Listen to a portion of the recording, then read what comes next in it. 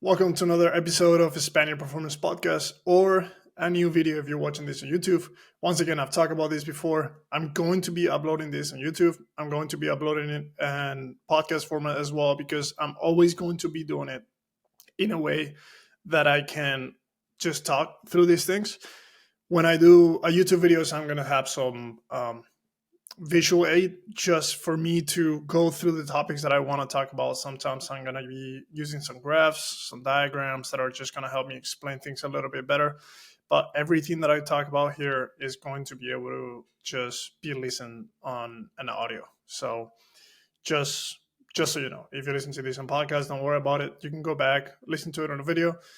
Although this is like some of the first videos I'm uploading as a podcast and video version, and I just want to make it known for whoever's watching this. You might be watching it close to when I put it out, or you might be watching it in a few years. Who knows? I don't know where I'll be, but whatever you are right now, I talked to a lot of interns. I've done this whole process in Spanish before. So I've started a podcast, I started social media, I started YouTube, I've coached athletes, came to the US, I've been coaching college, I've coached pro athletes, NFL. So whoever is listening to this, no matter what you're doing, this is one of the things I try to tell to everybody that's a little younger or that's starting in the industry. There is a lot of luck involved in this industry. And what I mean with this is that you're not always going to end up where you want to end up, or at least you're not going to end up there when you want to end up. And life changes a lot, and you never know how your vision is going to change, how your desires are going to change, family, personal situations. And you're not always going to want to be in the same place that you wanted to be from the beginning. So let's say that for me, it's going to be high level basketball. That's what I want. That's a dream of mine. I've coached high level basketball athletes, but I want to be in a high level organization. I want to be part of that because it's something that I've always strived for, and I'm going to do everything I can for that. But at the same time, I see a lot of coaches, I see a lot of interns that pretty much try to, this is what I want to do. That is the only thing I'm going to do, and put all my eggs on that basket. And what I mean with this is you can be doing several things at the same time. Chasing that dream that you have of being in whatever organization or whatever team. You can put a lot of effort. You can network with people. You can intern for those people. But what you need to think is that there's a lot of luck, and there's a lot of people trying to get to that same place. So there needs to be other efforts done that are not only going to help you with that primary effort or that primary goal, but are going to help you on your own, right? So things like making videos, putting your stuff organized into something you can present to somebody, staying on social media, trying to put some information on social media. It's a scary, but it's a good way for your ideas to be up there, to be out for other coaches to criticize them, hopefully in a correct way, but for you to learn. And also coaching people somewhere else on a private facility, meeting with people in a different place, talking to administration, talking to coaches, experiencing with different roles in different organizations or in different parts of your life, helping out friends, helping out family to coach them. And you might find things that you never knew possible. So it's just a little bit of encouragement for interns, for athletes, for anybody that wants to be in the industry of strength conditioning, is that life is not always going to go the way you want it to be, because it just happens like that. There's a lot of luck involved in all these things. And you need to be able to find other things that you can be doing at the same time for you to progress and not depend on somebody else's decision for you to accomplish a dream or something similar. Okay, so little introduction. This is kind of, I try to tell myself this all the time. So it's more a reminder to myself in the situation that I'm currently than a lesson for anybody else. But if I can serve the purpose to somebody in the future at some point, or even now, then it's going to be great. And it's just a little introduction. We're going to be talking about landing and braking and that type of training. This has nothing to do with it, but let's get in with it.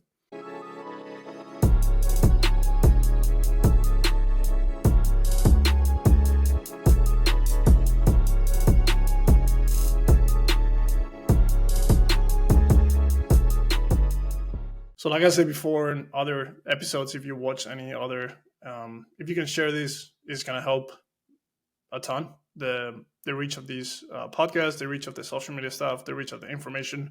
It's not always gonna be maybe the best information, or at least nobody, not everybody's gonna think is the best information. I think this is just how I decide to put things into perspective, how I decide to think about things, and it's just going to be something that you can use on your own training and to have an idea of the way I think about training in terms of landing and braking. Okay.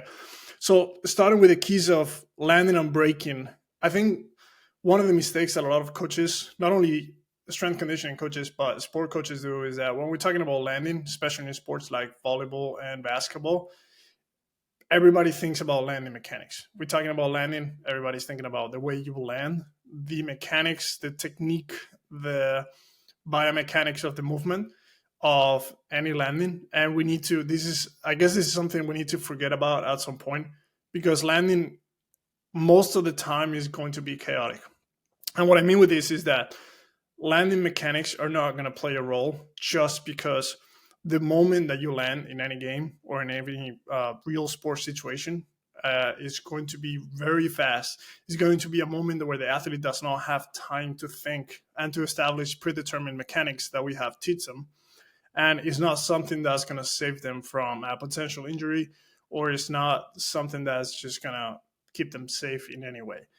So I try to, we had a podcast a long time ago, and this was in Spanish. I wish it was in English, with our researchers from Spain, that this is one of the things that they were talking about. They were going over different tests of especially altitude drops or depth drops, where they were just taking female and male athletes through the test, and they were seeing the way they were landing. And then they were trying to see any correlation between the biomechanics of the landing and some positions that were thought to be a little bit more dangerous, like a valgus could be thought of, where the knees cave in, which we could go into the definition of a valgus. And it's going to be something that depends a little bit more on the biomechanics of the lower and the upper leg working in synchrony. But pretty much what they ended up finding out is that everything that they were thinking at the beginning of the test, where it was like somebody that presents a different biomechanical characteristic when landing, or a biomechanical characteristic that can be thought to be, or put a little bit more pressure, a little bit more tension on the structures, is going to end up with a higher probability of being injured. And what they found out is that wasn't even the case. Not even that, but they found out that those athletes that were landing with those a little bit more awkward mechanics were most of the time healthier than the ones that were landing with those more thought to be safe positions. And of course, they don't know exactly the reason why this is, but I kind of want to think that those athletes that have those movements more innate in them, and is a movement that is being taught by the act of playing, the act of practicing by itself with no conscious actions, it's going to be a little bit better at protecting the mechanisms. And it's also going to be a little bit more innate, like we said, right? It's going to be something that your body does in order to find the most efficient way to deal with those forces. Not only that, but you're going to be doing that for so long that your body's going to be able to adapt to land on those biomechanical positions, right? So when I like to think about landing and braking, I think everything that we do that is going to train our ability to produce force and to deal with forces is going to train our landing, our braking, our propulsion, every one of the phases of any jump, any change of direction, acceleration, etc. So the way I like to think about landing, if I need to do something a little more specific for athletes, is going to be as eccentric utilization, is going to be as the ability of the athlete to deal with high forces on that part of the movement that's going to be that deceleration, that's going to be that downward motion, that eccentric, as we want to think about it, because it won't be technically completely eccentric. It will go from a phase of relaxation to a phase of contraction, which could be a quasi-isometric. But we could see so many different ways. But to me, is the ability of the athlete to deal with those high forces in downward movement, right? When we're talking about landing. So that's what we're trying to think about. If I'm trying to make an athlete more resilient in those movements, if I think that those movements can be a little bit more, uh, let's say, vulnerable positions for athletes, that is something that I need to have um, as a goal of that type of training if I'm going to do it, right?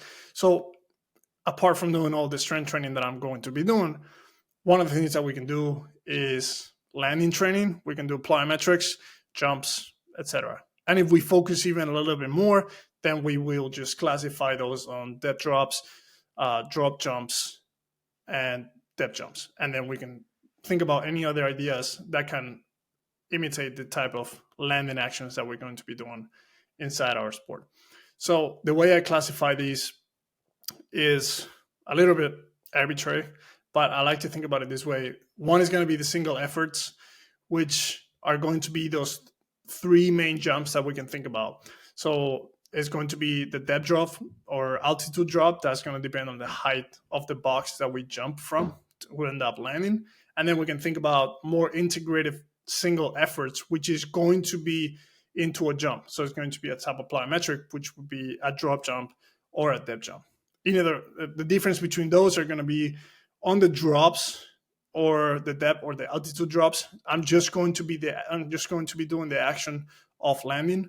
When I'm talking about dead jumps and drop jumps, it's not only going to be the action of landing. Not only I'm going to land, but I'm going to have to react and jump and overcome those vertical forces that are imposed on the body.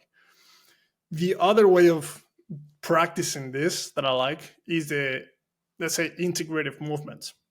And when I say this, is that it's going to not only involve jumping from a box, but it's going to involve finding the overload of the system in terms of force by starting with a jump and then landing after that jump.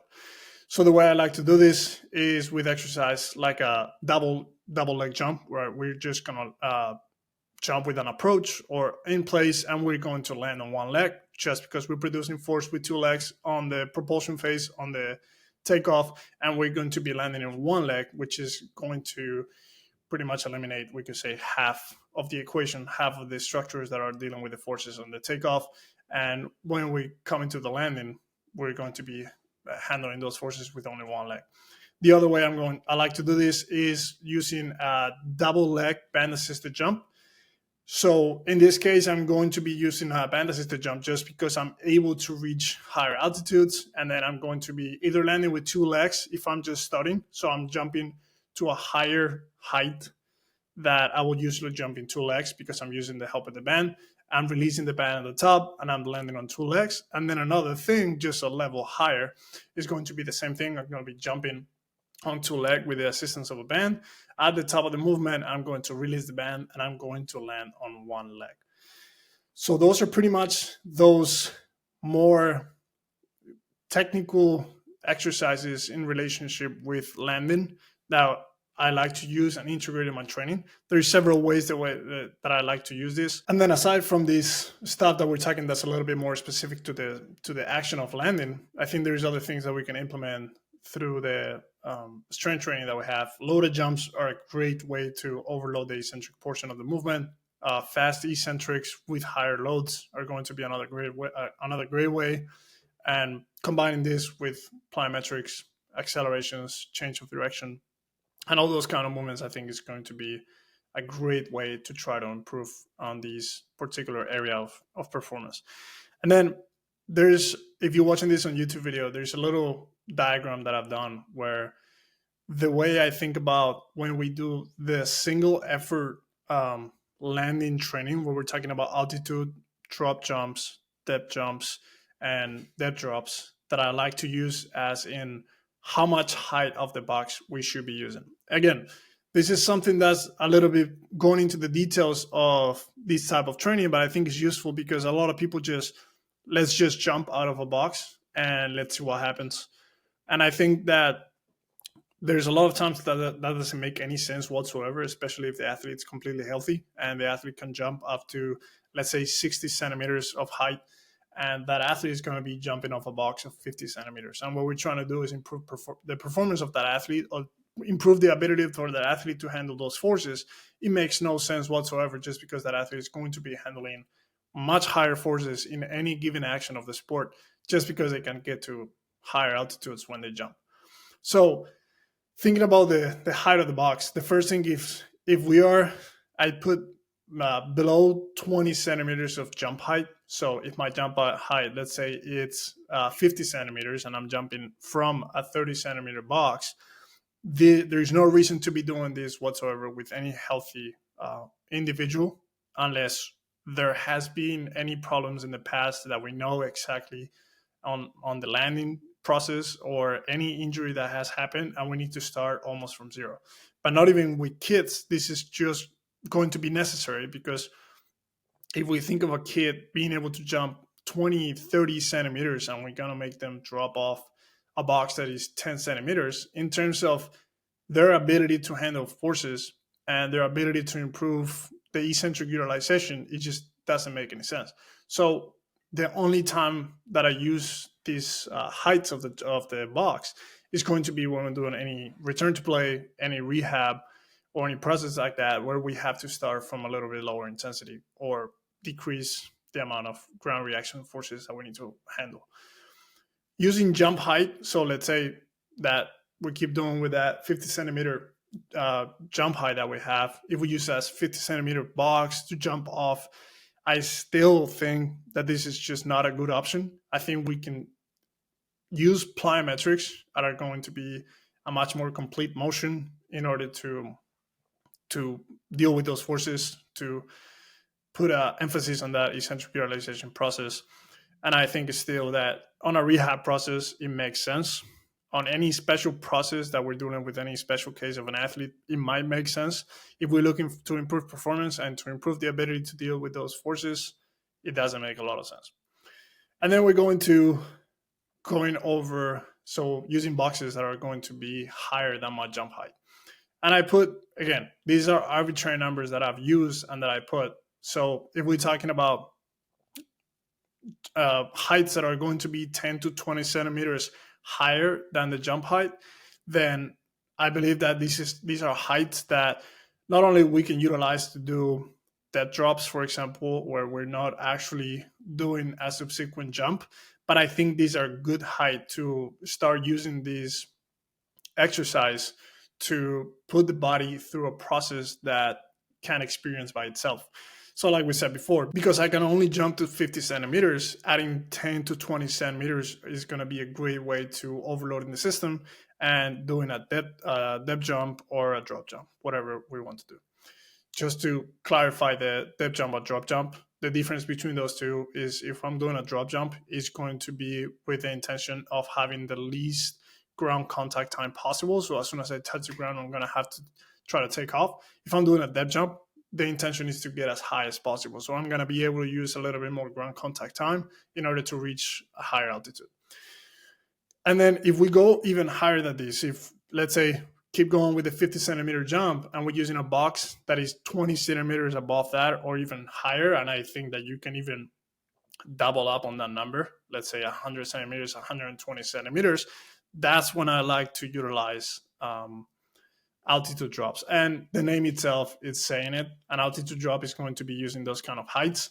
And I think that's when it might not make a lot of sense to be using those heights to be doing those single effort subsequent jumps, like we talk about the drop jump or the depth jump, just because the amount of forces that are going to be, that the athlete is going to be dealing with on the downward motion are going to be so high that they might not be able to overcome those forces vertically. And we could run into some issues. Although I believe that majority of high-level athletes are going to be able to overcome those forces, sometimes I think is just as smart to progress slowly through those increases in height. And I think it's just better to teach the athlete to just try to deal with the forces in a active way by just landing from those altitudes. So I think this is a good way of like clarifying how I'm going to use those box heights when I do any kind of landing exercises. And there's another topic that people covers, and it's stick in the landing. So stick in the landing is something that a lot of coaches might do.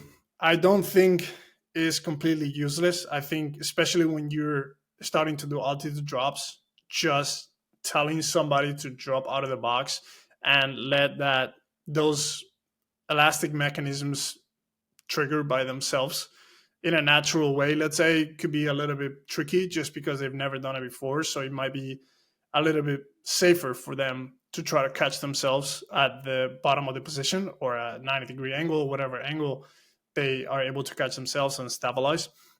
But I do think that most of the time when I like to perform this landing training, it's much better for athletes to try to land on a more natural way and letting those elastic mechanisms trigger by themselves. So not jumping subsequently after the landing, but just letting those elastic mechanisms to react to the motion and to dealing with those forces, right? So an example will be I jump out of a box that is 120 centimeters, and I land on the ground, and I let my body just bounce out of that position instead of sticking the landing. And sticking the landing is something that overall in terms of performance just doesn't make a lot of sense.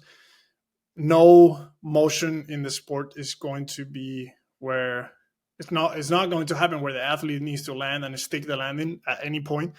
Most of the time the athlete actually is just going to bounce back with those the natural effect of the stretch shortening cycle. And in other cases, another thing that's going to happen if the position is extremely awkward and the athlete is not able to deal with those forces, one of the things that they're going to do is fall. They're going to land on one leg, on the side of the leg, and if they're not able to catch themselves, they're just going to roll, they're just going to fall, hopefully trying to decrease the amount of forces that go through the body with the landing, right? So either one of those options is just going to be better, and it's going to be more realistic to the game. And even getting a little bit more scientific, if we're talking about reflexes, which is going to be something innate to the body, the short latency reflex is exactly where we're training here, is the ability for the body to bounce back on the first 90 to 100 milliseconds. So again, if I start to train those landings in a matter where I stick the landing and pretty much going, let's say, against the nature of those reflexes. And again, I'm not the kind of person that will say just because you're doing that, you're going to eliminate or you're going to desynthesize those reflexes, because I don't believe that's going to happen, because the natural movement is going to be much more important for the body, and it's going to happen so many more times than the actual landing that we're doing in the weight room. But again, it's just another reason for us to think that it just makes a lot more sense to do landing naturally than to stick the landing at any given position. So thank you so much for being here. I really appreciate you watching this video. Once again, if you can share this with anybody that you think is interesting, any coaches, any athlete, any sport coaches, any interns, somebody that you can think this might be interesting to, or even if you want to get in the comments, debate, or give me your opinion, give me the way you do things. If something that I said you think is not correct, or you thinking in a different way and you have some reasoning behind it, I'm more than willing to talk through it and learn from you. And even if you want to do it in a private message, I appreciate it. But overall, if you want to support this podcast, if you want to support the content, share it with whoever you think this is valuable for. And I will see you in the next one.